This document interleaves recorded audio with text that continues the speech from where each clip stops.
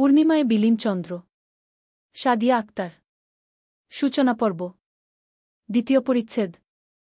আগির new ইনস N বাবা, তোমার কোথাকার কোনো হারিয়ে যাওয়া ভাইয়ের মেয়ে বিয়ে করব আমি, আমার কি আর খেয়ে দেয়ে কোনো কাজ নেই? রাগে চিল্লাচিল্লি করে কামরুল আলীর উদ্দেশ্যে বলল চন্দ্র। পুরো নাম শাহরান আলী চন্দ্র। তাচ্ছিল্য হাসল কামরুল আলী চন্দ্রকে বলল, তোমার মতো ড্রাগ ও অ্যাডিক্টেড ছেলের জন্য যে এত ভালো মেয়েকে বাছাই করেছি এটাই ঢের বেশি। রাগ মাথা চাড়া দিয়ে ওঠে চন্দ্রের বজ্রকণ্ঠে বলল, বাবা ভুলে যেও না আমি এই এলাকার স্বনামধন্য এমপি। তো এমপি হয়ে কি মাথা কিনে নিয়েছ? তুমি তো এমপি নামের কলঙ্ক। তুমি যেখানে মাদকের বিরুদ্ধে থাকবে সেখানে তুমিই মাদকে আসক্ত, তাহলে বুঝ তোমার দ্বারা উন্নতি হবে না, ধ্বংস হবে। এবার আর মেনে নিতে পারল না চন্দ্র। পাশে থাকা সোফায় লাথি মেরে বলল, আম টেলিং নিউ বাবা স্টপ, না হলে আই উইল ডিস্ট্রয় এভরিথিং। এবার না পেরে পারভেজ সাহেব ও রোজিনা বেগম একজোটে বলল, আহা ভাইজান, ছেলেটাকে রাগিয়েন না, সারাদিন পর বাসায় এসেছে। পিছন থেকে চাঁদনি বেগম বলল, ছেলেকে রাগান্বিত করবে না, হাসাবে সেটা আমাদের বুঝতে দে রোজি। আবার চন্দ্রের দিকে তাকিয়ে বলল, বিয়েটা তোমাকে করতেই হবে চন্দ্র, বিয়ে যদি না করো তাহলে ভুলে যেও তোমার বাবা মা আছে। কামরুল সাহেব গম্ভীর স্বরে বললেন, কাল রেডি থাকবে, সকাল সকাল আমরা রূপপুরের উদ্দেশ্যে বের হব। কামরুল সাহেব যেতে নিলে চন্দ্র পিছন থেকে বলল, ড্যা করব বিয়ে, তবে আমারও একটা শর্ত আছে, তোমার স্বর্ণের দোকানের মধ্যে 2টা দোকান আমার নামে লিখে দিবে, সাথে বাড়ির পিছনের যে আউট হাউসটা আছে ওইটাও। কামরুল সাহেব কিছুক্ষণ হতবাক দৃষ্টিতে তাকিয়ে থাকল চন্দ্রের দিকে, তখনই চাঁদনি বেগম চন্দ্রের উদ্দেশ্যে বলল, দরকার পড়লে আমার বাপের বাড়ির ব্যবসার অংশটাও তোমার নামে লিখে দিব, তাও ওই মেয়েকেই তোমার বিয়ে করতে হবে। চন্দ্র বাবা মাকে থামাতে না পেরে আবার সোফায় লাথি মেরে নিজের ঘরে চলে যায়। কামরুল আলী ও চাঁদনি বেগম নিজেদের ঘরে চলে যায়। ড্রয়িং রুমে উপস্থিত পারভেজ আলী ও রোজিনা বেগম একে অপরের দিকে তাকায়। এই স্বর্ণের ব্যবসা বড় কষ্টের। কামরুল আলীর চন্দ্র পড়াশোনা শেষ করলেও তাকে এই ব্যবসায় বসায়নি সে। তাহলে এমন কি হল যে চন্দ্রকে বিয়ে করানোর জন্য ব্যবসার অর্ধেক চন্দ্রকে দিয়ে দিচ্ছে? গাড়িতে বসে আছে চন্দ্র, বিরক্ত ভঙ্গিতে ড্রাইভ করে চলেছে। ভোরের দিকে কাউকে কিছু না বলে তাকে নিয়ে চাঁদনি বেগম ও কামরুল আলী বেরিয়ে পড়েছেন। চন্দ্র বাবা মায়ের এই কাণ্ডে বেশ বিরক্ত, সাথে অবাক ও হয়েছে যে ভাই অন্তঃপ্রাণ কামরুল সাহেব এই প্রথম পারভেজ সাহেবের কথা কানে নেননি, বলা চলে তার কোনো হস্তক্ষেপ পছন্দ করেনি। দীর্ঘ 4 ঘণ্টা ড্রাইভিংয়ের পরে কামরুল সাহেবরা পৌঁছে যায় রূপপুর গ্রামে। গাড়ি থেকে নামতেই দেখে 13-14 বছরের 3-4টা ছেলে দাঁড়িয়ে আছে বাড়ির মেইন ফটকের সামনে। ঢুকতে ঢুকতে বাড়ির চারিদিকে তাকায় চন্দ্র। সিমসাম দোতলা বাড়ি। ঢুকতেই মাধবিলতার গাছ, উঠোনের মাঝখানে ঢালাই করে 2 পাশে গাঁদা ফুলের গাছসহ আরও বিভিন্ন গাছ লাগানো রয়েছে। মনে মনে পছন্দ করল বাড়িটা, তবে মুখে কিছু না বলে গম্ভীর মুখে বসে থাকল। ঘরের ভিতর থেকে বের হয় রেশমা বেগম, সাথে তার স্বামী আনিস। আপা! আনিস জড়িয়ে ধরে তার বোনকে। চাঁদনি প্রায় 16 বছর পর ছোট ভাইকে দেখে আবেগপ্রবণ হয়ে ভাইয়ের বুকে হু হু করে কেঁদে দিল। চন্দ্র অবাক চোখে চেয়ে আছে, তার মামার দিকে চেয়ে আছে। আপা, এটা বুঝিয়ে আমাদের চন্দ্র? ভাইয়ের বুক থেকে মুখ তুলে চাঁদনি বেগম বলল, ডারে রেশমা, এটা চন্দ্র। ও আল্লাহ, সেই 13 বছর বয়সে দেখেছি সেই ছেলেটা এখন কত বড় হয়ে গেছে। চন্দ্রের মুখের গড়নের পরিবর্তন ঘটে না, চুপচাপ দাঁড়িয়ে থাকে। সকলে ভিতরে গেল। চন্দ্র ড্রয়িং রুম দেখে মাঝারি আকারের এটা ড্রয়িং রুম, একপাশে 8 চেয়ারের ডাইনিং টেবিল, অন্ধ পাশে সোফা। আমাদের পুনম মা কই? আর তোর ছেলেটার নাম কি যেন? পর্শ। পুনম গিয়েছে কলেজে, সামনে মিডটার্ম পরীক্ষা, তো তাই কলেজে গিয়েছে। আর পর্শ তোমাদের সামনেই দাঁড়িয়েছিল, দেখোনি আপা? সত্যিই? কই, দেখিনি তো। কত শত কথা বলতে থাকে 2 ভাই বোন, 15 বছরের কথা একসাথে জমা। এর মধ্যে রেশমা বেগম শরবত নিয়ে আসে, সাথে কিছু নাশতা। আব্বু, আমি আপিকে আনতে যাই। ঘরে ঢুকে বলল পর্শ। খাওয়া দাওয়ার পর সবাই ঘরে রেস্ট নিতে চলে গেছে। অনিস ও রেশমা একসাথে কাজ করছে। সাইকেল সাবধানে চালাবে আব্বু, আপি যেন না পড়ে। আচ্ছা আম্মা যান, বলেই মায়ের গালে চুমু দিয়ে পর্শ চলে যায়। আনিস ভ্রু কুচকে তাকিয়ে বলে, হুয়া, আমার মেয়েও এসেই আমারে চুমু খেলে যেন কেউ হিংসা না করে। ভেংচি কাটে রেশমা, মেয়েটা যেন আপনার একার, আমারও মেয়ে, আমাকেও ভালোবাসে, সে ওকে। ওদের ঝগড়ার মাঝখানে কামরুল সাহেব লুঙ্গি সামলাতে সামলাতে বলল, ড্যারে আনিস, বহুদিন পর লুঙ্গি পরে বেশ আরাম লাগছে বুঝলি। চাঁদনি বেগম শাড়ি পাল্টে নরমাল সুতির 3 পিচ পরে এসে বলল, তোদের বাড়ির প্রত্যেকটা রুমেই বেশ বাতাস। হনে আপা, তোমার ভাই মেয়ের জন্য গাছ লাগিয়েছে। সেই গাছ সারাদিন ছায়া ও বাতাস দ্বারা আমাদের সুরক্ষিত রাখে। মেয়েটাকে খুব ভালোবাসিস তাই না? আনিস ও রেশমা একসাথে বলল, ও আমাদের জীবনের আলো, ওকে ভালো না বেশে পারা যায়। কামরুল আলী ও চাঁদনী বেগম মুচকি হাসল। এর মধ্যে ভাইয়ের সাথে হাসতে হাসতে ঝালমুড়ি খেতে খেতে প্রবেশ করল পুনম। আব্বু জানো আজ। বলতে বলতে থেমে গেল পুনম সামনে অচেনা লোকজন দেখে। বাবার দিকে তাকিয়ে পুনম সালাম দেয়। কামরুল সাহেব চমকে গেছে পুনমকে দেখে, যেন 50 বছরের পিছনে চলে গেছে তিনি। হাসি একদম চেনা, তার ছলছল হল তার চোখ জোড়া। চাঁদনী বেগম কামরুল সাহেবের হাত ধরলে তিনি চাঁদনী বেগমের দিকে তাকিয়ে নিজেকে সামলায়। ভালো আছিস মা? জিডি আলহামদুলিল্লাহ বলেই বাবার দিকে তাকায়। আনিস পুনমের দৃষ্টি বুঝতে পেরে বলল, তোমার ফুপি হলো আম্মাজান। আপনি কেমন আছেন ফুপি ফুপা? চাঁদনী বেগম পুনমকে জড়িয়ে ধরে কেঁদে দেয়। পুনম অবাক হলেও চুপ থাকে, আত্মীয় স্বজন তাদের কাছে নতুন। পরশ পাশে চুপচাপ দাঁড়িয়ে আছে, তারা দুই ভাইবোন এই প্রথম কোনো আত্মীয় দেখেছে। পরশকেও ডাকে চাঁদনী বেগম, সে এগিয়ে আসলে তাকেও জড়িয়ে ধরে। কামরুল আলী অনবরত পুনমের মাথায় হাত বুলিয়ে চলেছে। দুপুরে খেয়ে দেয়ে সবাই ঘরে, পুনম রান্নাঘরে বাবা জন্য চা বানাচ্ছে, তখন ঘুম ঘুম চোখে চন্দ্র ড্রয়িং রুমে প্রবেশ করে। টেবিলে বসে রেশমাকে ডাকে, মামিমা ও মামিমা। রান্নাঘর থেকে উকি মারে পুনম, উকি দেয়ার ফলে বড়ে বেনিখানা একপাশে ঝুলে পড়ে। চন্দ্র ভ্রু কুচকে পুনমের বেনির দিকে তাকিয়ে বিড়বিড় করে বল, এই পিচাসিনীর মতো বেনি ওয়ালি আবার কোথা থেকে আসল? ভাত দি বাব্বা। রেশমা বেগমের দিকে তাকিয়ে আবার সামনে তাকাতেই দেখে উকি দেয়া বেনি ওয়ালি নেই। চন্দ্র আবার রেশমা বেগমের দিকে তাকিয়ে বলল, মামি খেতে দাও। নবাব পুত্রর এখন সময় হলো উঠার তাহলে। কামরুল আলীর খোঁচায় কিছু বলল না, চন্দ্র চুপচাপ খেতে বসল। রাতে খেয়ে দেয়ে কামরুল আলী ও চাঁদনী বেগম রেশমা আনিসকে নিয়ে বসেছে। গ্রাম হওয়ায় 9টার মধ্যেই সকলে শুয়ে পড়ে, তাই পরশ পুনম শুয়ে পড়েছে। সারাদিনে একবারও চন্দ্র আর দেখা পায়নি বেনি ওয়ালির। তবে এখন বাবা মায়ের সাথে বসে আছে। গলা খাকারি দিয়ে কামরুল সাহেব বলল, আমার ছেলেটাকে তো দেখেছিস আনিস? এবারের নবনির্বাচিত এমপি। জাহাঙ্গীর বিশ্ববিদ্যালয় থেকে গ্র্যাজুয়েশন শেষ করেছে। রেশমা ও আনিস মনে মনে কিছু ভেবে একে অপরের দিকে তাকায়।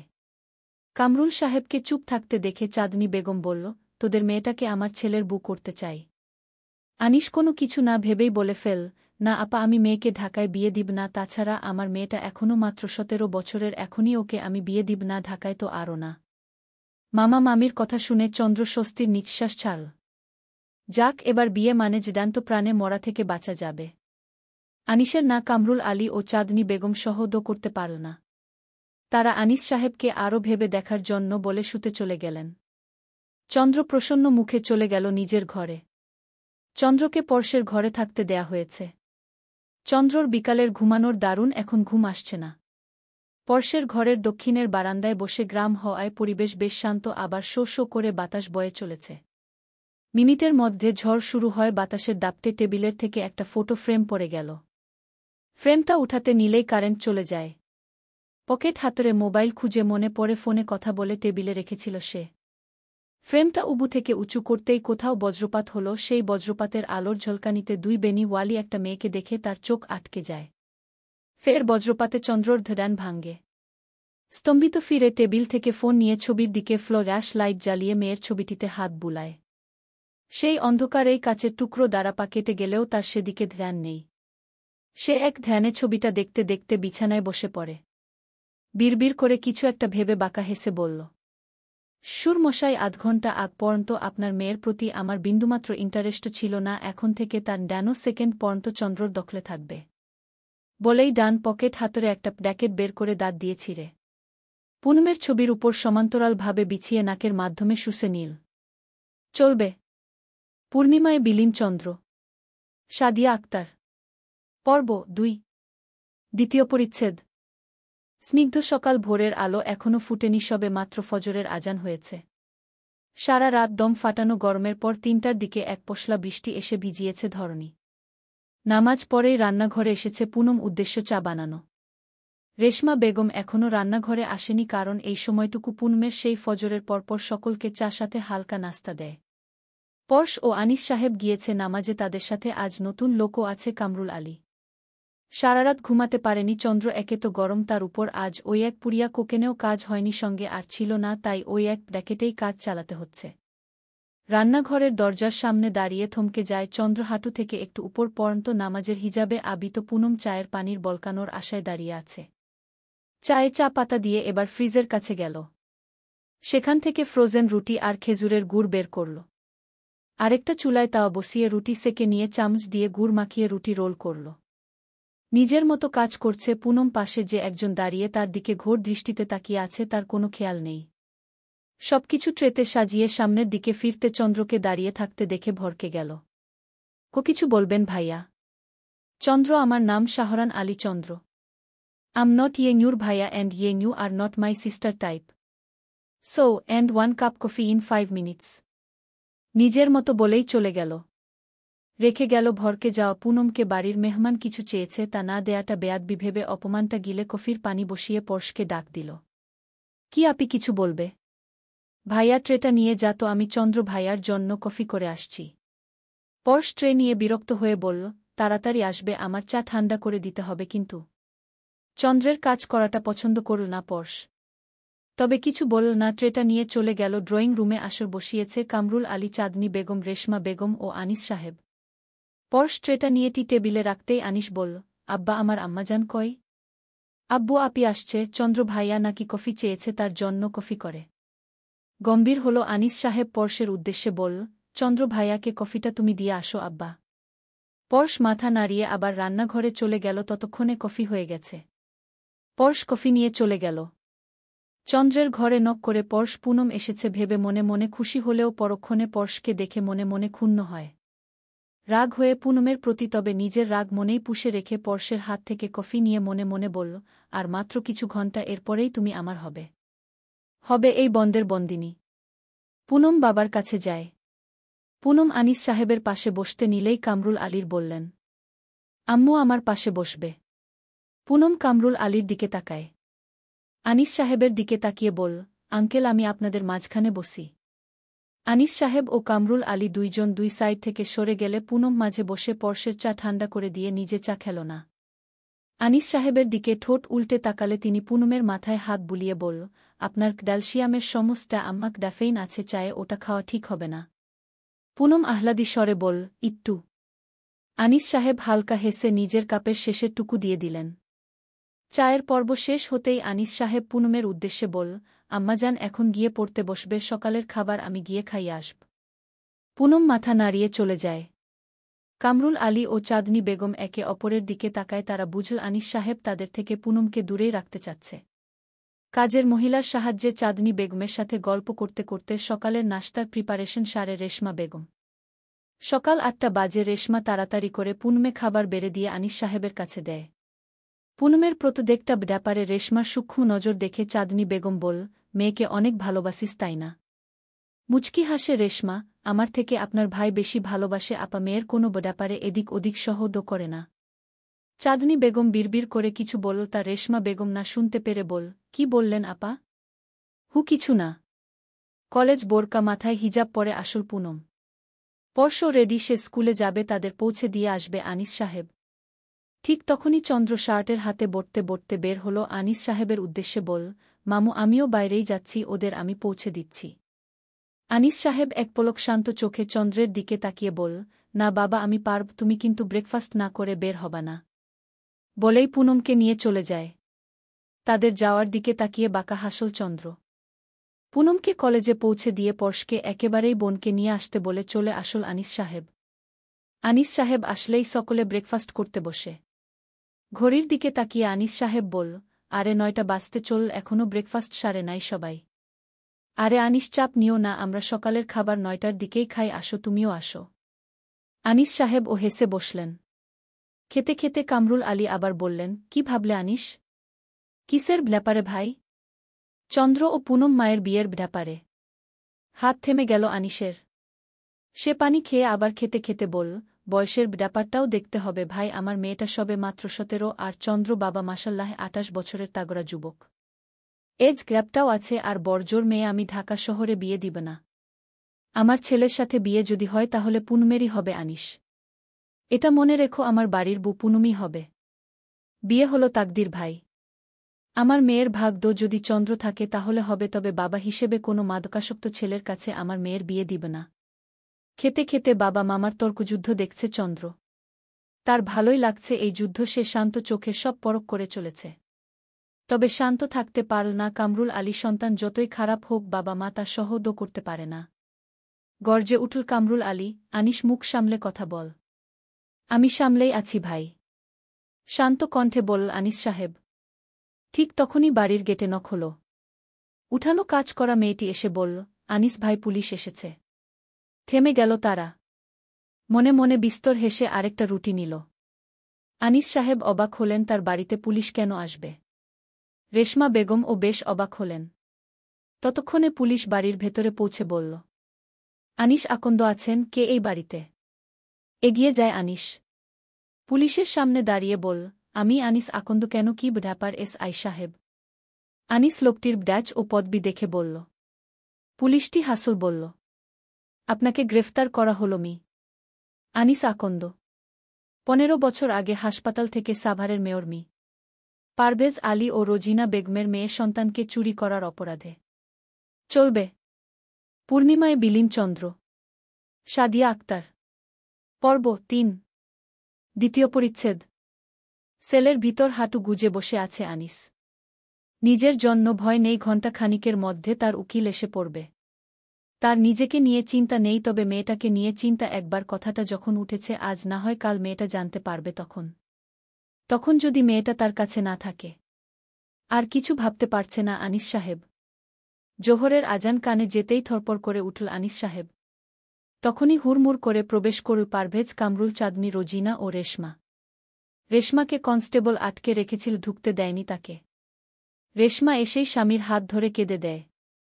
রোজিনা বেগমের দিকে তাকিয়ে বলল, আপা দেখো না কিসের কেস দিয়ে ওনাকে আটকে রেখেছে।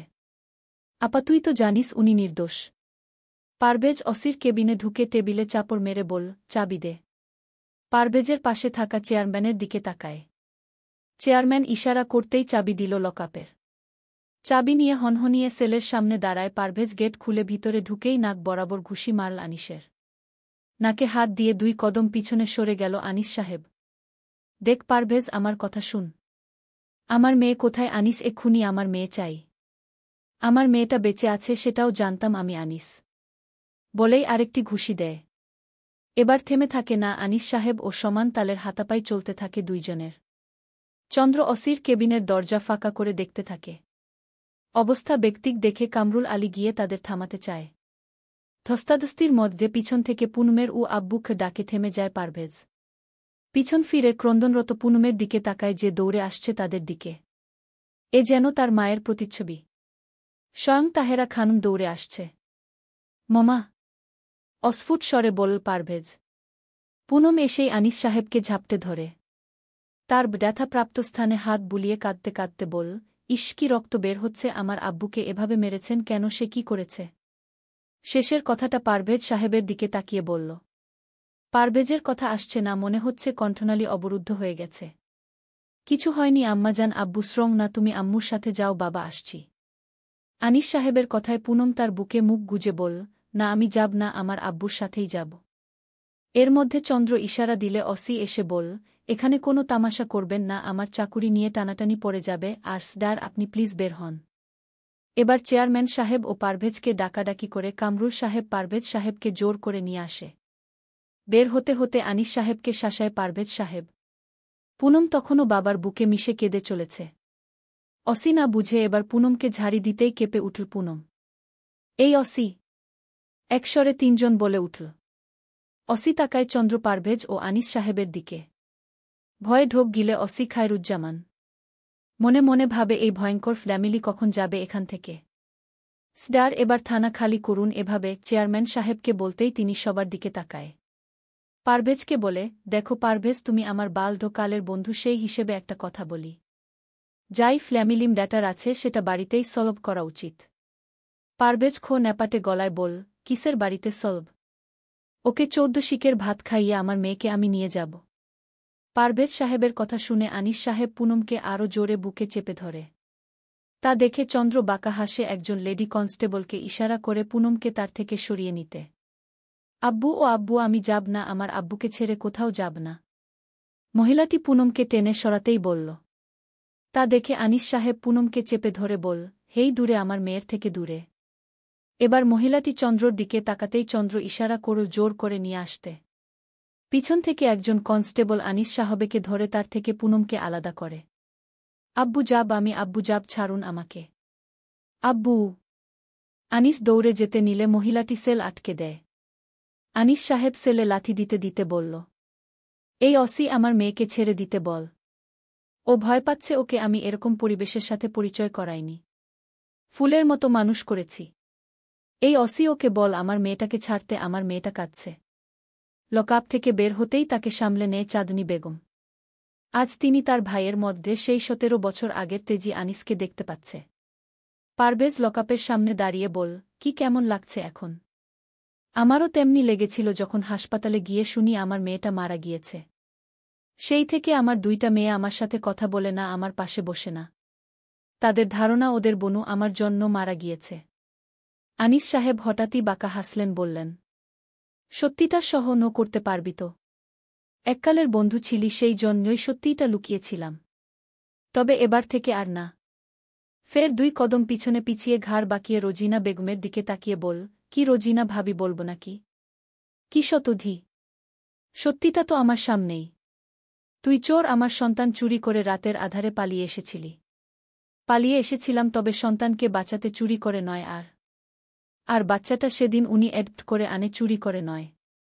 পিছন থেকে কালো কোটধারী লোকটা বলল। লোকটিকে দেখে চন্দ্র বিড়বিড়িয়ে বল, এটা আবার কোনো পিস? পিলে চমকে ওঠে সবাই। কামরুল সাহেব বলল, অ্যাডপ্ট? উকিলটি এবার হাতের ফাইল থেকে কাগজপত্র অসির দিকে বাড়িয়ে বল, এই যে ডকুমেন্ট। এখানে স্পষ্ট উল্লেখ আছে যে আমার ক্লায়েন্ট কোনো বাচ্চা চুরি করেনি, তাকে স্বেচ্ছায় দান করেছেন বাচ্চাটির জন্মধাত্রী মিসেস রোজিনা বেগম। রোজিনার নাম শুনে সবাই আরও চমকে ওঠে।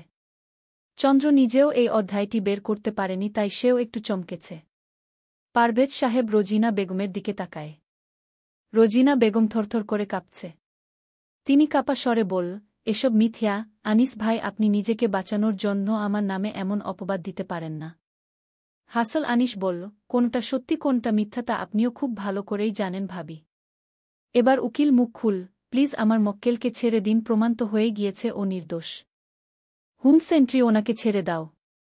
বের হয়ে আসে আনিস সাহেব। রেশমা দৌড়ে স্বামীকে ঝাপটে ধরে। আনিস সাহেব রেশমা বেগমকে আগলে ধরে পুনমকে ডাকে, আম্মাজান দেখেন, আব্বু এসেছি। চাঁদনী বেগমের বুক থেকে মাথা তুলে আনিস সাহেবকে বাইরে দেখে অশ্রুসিক্ত হাসি দেয়।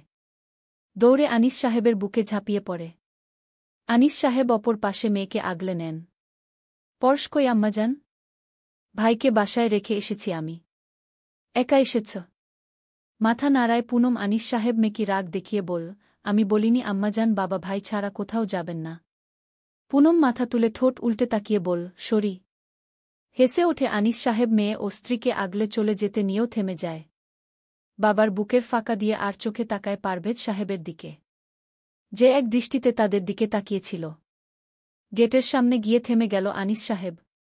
ঘাড় বাঁকিয়ে পারভেজ সাহেবের উদ্দেশ্যে বলল, ও হন, শুনবি না তোর মেয়েকে রাতের আধারে কোথায় পেয়েছিলাম?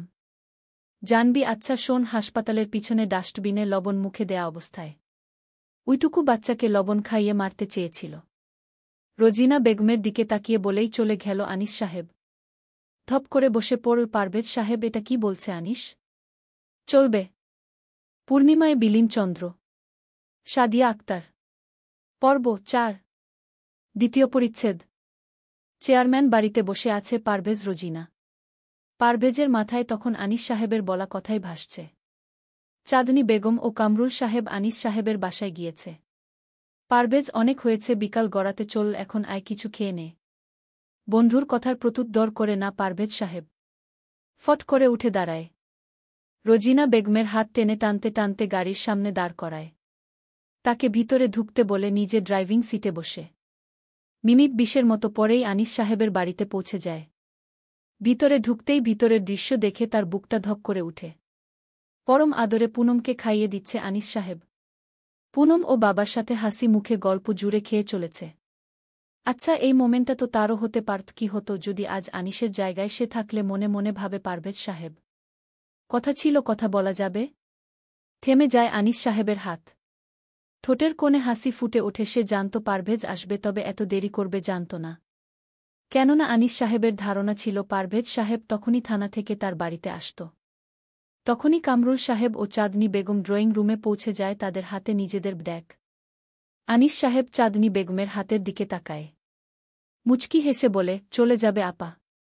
ইস্ততবোধ করে চাঁদনী বেগম কি বলবে ভেবে পায় না। আজ ভাইয়ের সাথে এত বড় একটা ঘটনা ঘটে গেল, অথচ সে কিছুই করতে পারল না। ভেবেই বুকটা ফেটে যাচ্ছে তার।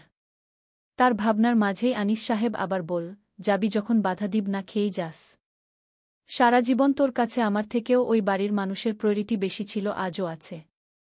ধপ করে ব্যাগটা পড়ে গেল কামরুল সাহেবের হাত থেকে। মা মারা যাওয়ার কয়েকদিন আগেই তার সাথে চাঁদনী বেগমের বিয়ে দিয়ে গেছেন এবং সংসারটাও তার হাতে তুলে দিয়ে গেছেন।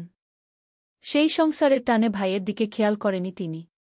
পারভেজ সাহেবের কথায় ভাবনা ভঙ্গ হয় কামরুল সাহেবের ঝাঝালো স্বরে। পারভেজ সাহেব বলছে, তোর এখানে আমার পরিবারের একটা লোকও থাকবে না, আমি শুধু সত্যিটা জানতে এসেছি।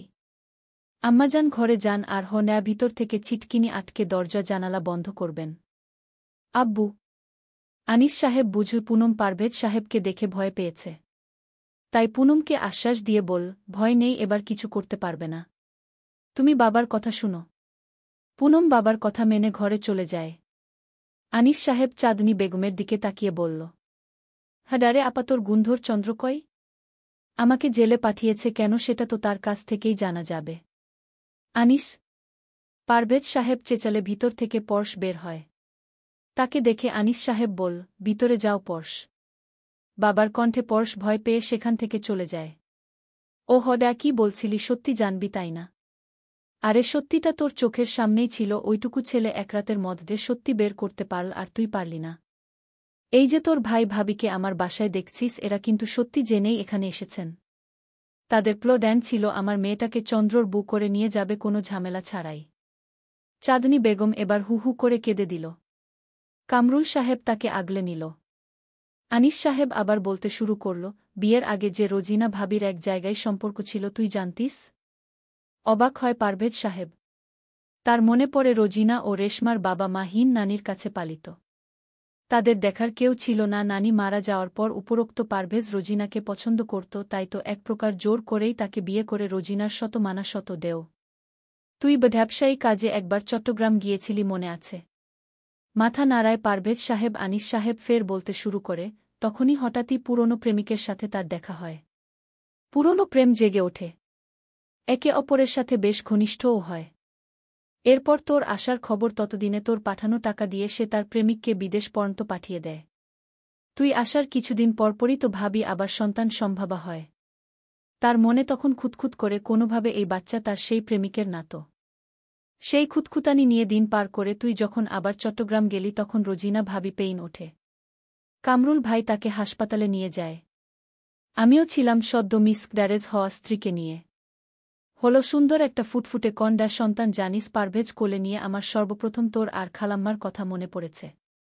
বাচ্চাটাকে নার্সের হাতে দিয়ে আমি রেশমার কাছে গেলাম। আপা তখন নিজেই অসুস্থ, তার উপর মুক্তি ও রূপসাকে নিয়ে তার বাসায় থাকা লাগল। মিরাজ ও আসতে পারেনি, ওর যমজ মেয়ে হয়েছে এক সপ্তাহ আগে। থামল আনিস সাহেব, মনে হচ্ছে নিঃশ্বাস নিতে কষ্ট হচ্ছে। তখনই তার সামনে এক গ্লাস পানি দিল রেশমা বেগম। তার দিকে তাকিয়ে মিষ্টি হেসে পানিটা ঢকঢক করে গিল। গ্লাসটা রেগে শব্দ করে নিঃশ্বাস ছেড়ে আবার বলল, ওই পিচ্চি জানটাকে দেখার জন্য মনটা ছটফট করতেছিল, তাই আবার গিয়েছিলাম ভাবি কেবিনের দিকে। তখন নার্সকে বলতে শুনলাম মেয়েটাকে নাকি সে এক খাবলা লবণ খাইয়ে হাসপাতালের পিছনে ডাস্টবিনে ফেলে এসেছে। ধপ করে উঠল, বুকটা ফাঁকা দিয়ে দোলনায় তাকালাম, মেয়েটা উধাও নেই।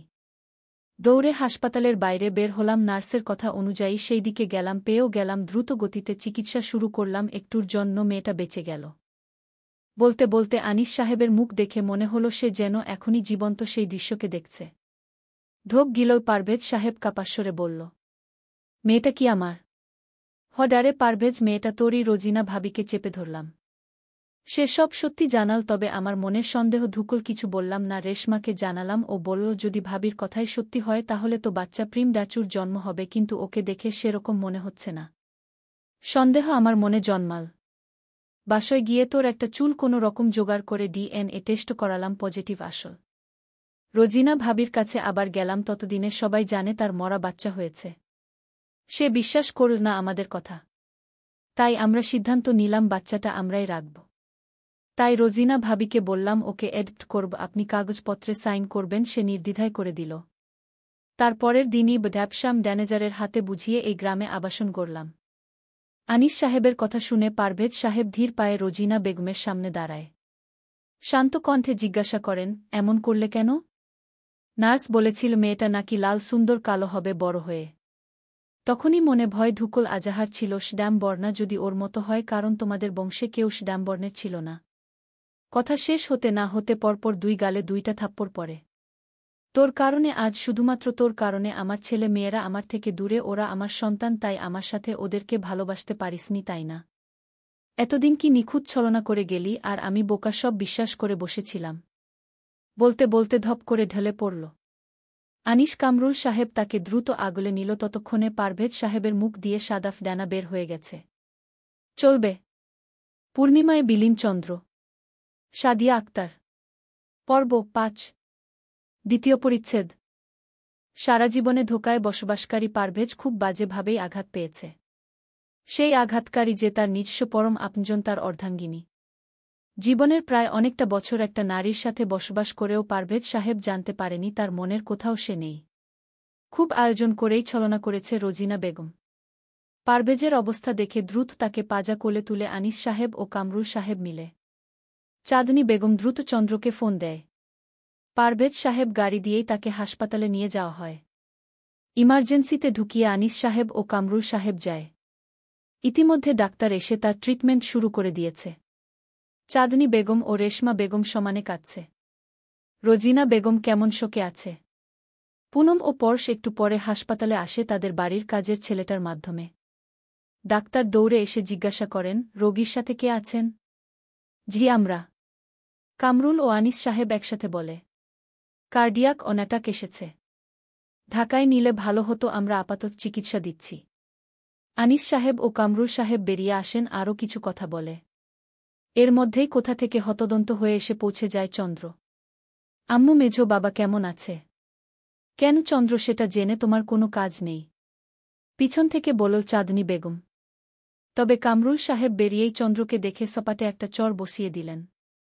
গালে হাত দিয়েই চন্দ্র হতবাক দৃষ্টিতে তাকিয়ে থাকল কিছুক্ষণ।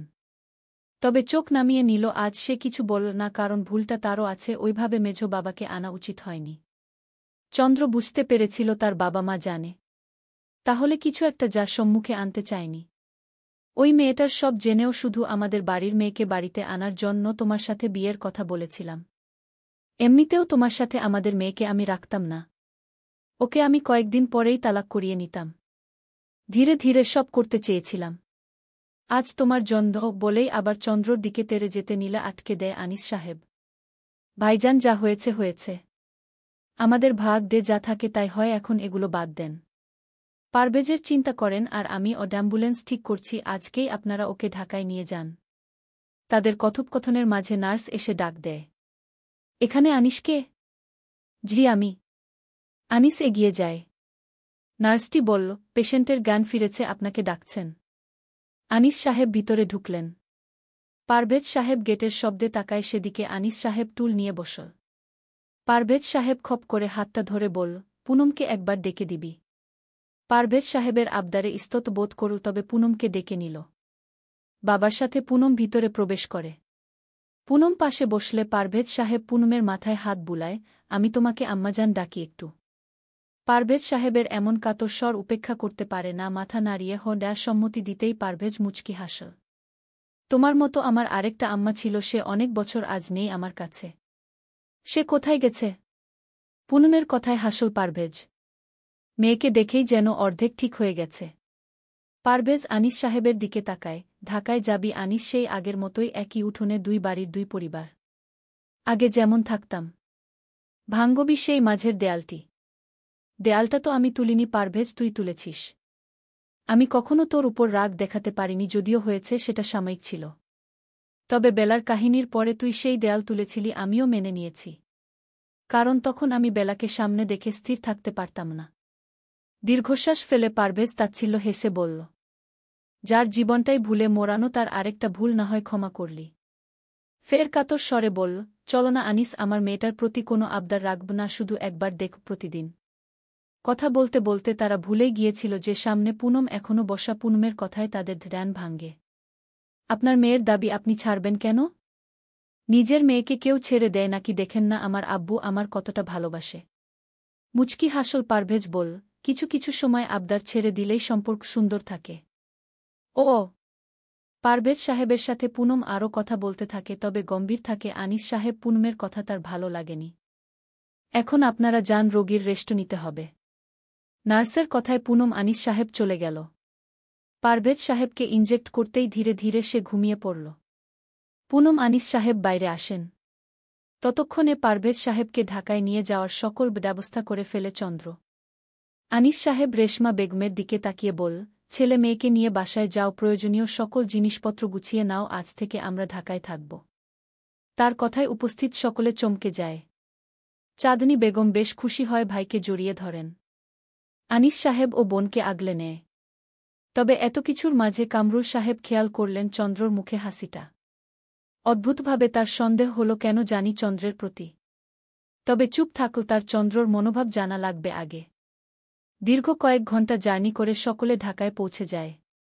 প্রথমে পারভেজ সাহেবকে হাসপাতালে ভর্তি করে তার ট্রিটমেন্ট স্টার্ট করে, ততক্ষণে মিরাজ সাহেব ও নিপা বেগম হাসপাতালে আসে। তাদের রেখে কামরুল সাহেব ও চাঁদনী বেগমকে নিয়ে চন্দ্র বাসায় চলে যায়। আনিস সাহেব ও তাদের গাড়িতে করে নিজেদের বাসার উদ্দেশ্যে রওয়ানা হয়। পুনম জানালার সাইটে বসা, মাঝখানে আনিস সাহেব, অপর পাশে রেশমা বেগম, সামনে পর্শ। পুনম বাবার কাঁধে ঘুমিয়ে বেশ রাত হয়েছে। তবে কতটা বাজে বলতে পারল না তারা। খালেক, বাড়িটা পরিষ্কার করে রেখেছ তো? খালেক ড্রাইভিং করতে করতে জবাব দিল, জি স্যার, আজ রাতের খাবারটা আমার গিন্নি রান্না করে দিয়েছে, সেটাই কষ্ট করে খেয়ে নিয়েন। একই বলছো খালেক, আমি অর্ডার করে নিতাম। স্যার ভুলে গেলেন, পুনম মা বাইরের খাবার খেতে পারে না, তার সমস্যা হয়। হাসে আনিস সাহেব। এই আন্তরিকতায় সব সময় সে মুগ্ধ হয়। লোকটা তার বয়সী, সেই যে বেকার খালেককে চাকরি দিয়েছিল, সেই খালেক আজও তার কাছে আছে। বাড়ি পৌঁছে পুনমকে কোনো রকম উঠিয়ে খাইয়ে ঘুমাতে পাঠায় আনিস সাহেব। ঘুমের ঘোরে কিছুই চোখে পড়ে না পুনমের। সে ধপ করে বিছানায় শুয়ে পড়ে। রাতে মেয়ের মাথায় হাত বুলিয়ে দিয়ে নিজেদের ঘরে চলে যায় আনিস সাহেব। সকাল সকাল হাসপাতালের উদ্দেশ্যে বের হয় আনিস সাহেব। সাভারে পারভেজকে ভর্তি করেনি, তাই আগেই বের হয়, এজন্যই পুনমকে ডাকেওনি। সে পৌঁছে পারভেজ সাহেবকে জাগ্রত পায়। আনিস সাহেবকে দেখে মুচকি হাসে। বাসায় যাব বন্ধু, নাও আখিম ফিট অ্যান্ড ফাইন। আরেক দিন থাক, কাল যাস। উহু, হাসপাতালে থেকে মেয়েদের পরিবারের সান ঈদ দে থাকলে আরও ভালো থাকব। পারভেজ সাহেবের জেদের কাছে হার মেনে তাকে ডিসচার্জ করিয়ে সাভারের উদ্দেশ্যে রওয়ানা হয় মিরাজ সাহেবরা। তবে নিপা বেগম ও মিরাজ সাহেব আনিস সাহেবকে দেখে বেশ অবাক হয়। এতদিন পর তারা কোথা থেকে আসল, আর এতদিন কোথায় ছিল? চলবে।